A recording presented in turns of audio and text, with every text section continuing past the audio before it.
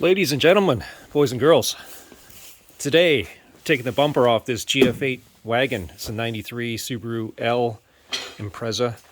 All right, so I've already taken the headlight out, or tail light rather, and I wanted to show you what's involved in getting this tail off. Okay, so get yourself a set of these. If you got one of these rechargeable impact guns or something that takes a 1/4 inch shank hex, get yourself a set of these, okay? It's going to help a lot. They come in a multi-pack. Husky makes them. They sell them at any store pretty much. Probably even have them at Walmart now. But you can get them at Home Depot, Lowe's, Harbor Freight, Amazon. Get yourself a set for the socket size you have. All right, this is the 3/8 socket. So you're going to need a 17. Okay, it doesn't need to be deep socket, because with this, you're going to use this drill here, and you're going to come up, and I think go ahead and get as many of these bolts as you can. There's going to be, I think, this one here. Actually, no, this is just a breather hole. So you can turn that. Okay, can't do ultra wide and this. Okay, right here, you're going to get this guy, come up here, get him out. Pretty sure that's necessary. And then back here, this one and this one, okay? And what it's going to look like is these bolts here. Okay, that's a 17. It's going to have a bunch of undercoating and road grime on it from these nearly 30-year-old cars. Okay, so stick that up there, zip them off. If it doesn't come off right away, what I found to work was put it on max settings, torque it a little bit tight, and then a little bit loosen, and go back a couple times, and then it'll zing right out, because these things are just, they're not corroded, but they've just been stuck up there with a little bit of road grime. Okay, so now on the driver's side, I'm not sure how far back the bumper has these pieces that go and stick into the frame rails here, right? There was a hanger for the exhaust, and I think this one definitely needs to come out. All right, so that's 4 bolts. That's 2 bolts right there.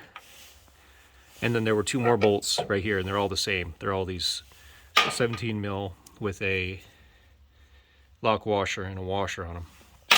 Okay, so go ahead and take those out. On the bumper itself, you're going to need to take off a 10 mil right here on the back of the wheel well. You'll probably need to take off the wheel well liners if you still have them. There's going to be a 10 mil up here. Okay, you need to take that out, and a 10 mil up here that's going to going straight up. It's already shifted a little bit, but it goes through this slot and into this hole. Okay, so 1, 2, 3 10 mils per side. Yeah, I don't think that you need to take the tail lights out, but I don't think you need to take there's these bumper cover bolts that look like this.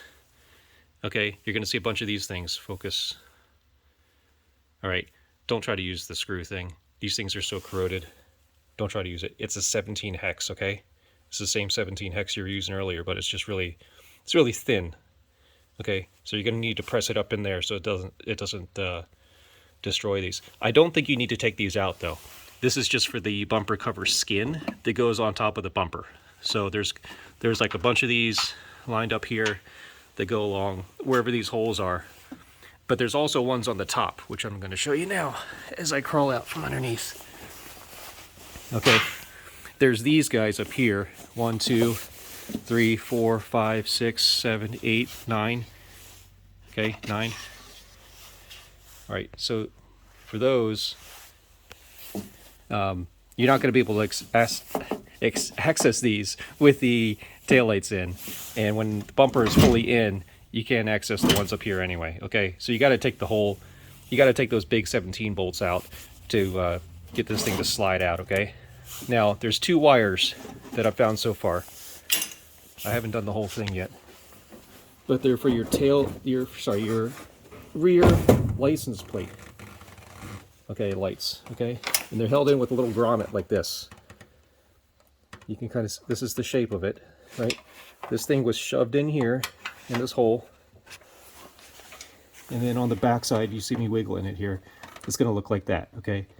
So you can try to push it out from the inside, or what I did is I took a yellow, one of these body and trim popper things you get from Harbor Freight. They're not too expensive. See, this one's still attached. I went in here and took this rubber and just kind of went like that while pulling on it. So I get it started, okay? This thing wants to come with gravity now. But I'm gonna pull this out, okay? And then voila, okay? All right, that's all that is. It's just a positive negative for the little bulb that goes up here for your license plate, okay? All right, now let's see if I can get this out. One-handed. All right, set it down and crush everything. Good. It's probably like 30-ish pounds, 35 pounds maybe. But this is what it looks like. And you can see how far back it went in there. So let's look and see how many bolts we needed to take off. All right, look, it's got all these, okay? So it was at least 2, if not 3, on the passenger side. And then 3, 1, 2, 3. These other ones are just blind. There's nothing back there, but these have nuts welded on the back side. Okay, 1, 2, 3. You can see the nut here welded in there. So at least 3 on each side. Okay, get those out, and then this thing's going to come out. And then you can take the skin off. You can find a bird's nest.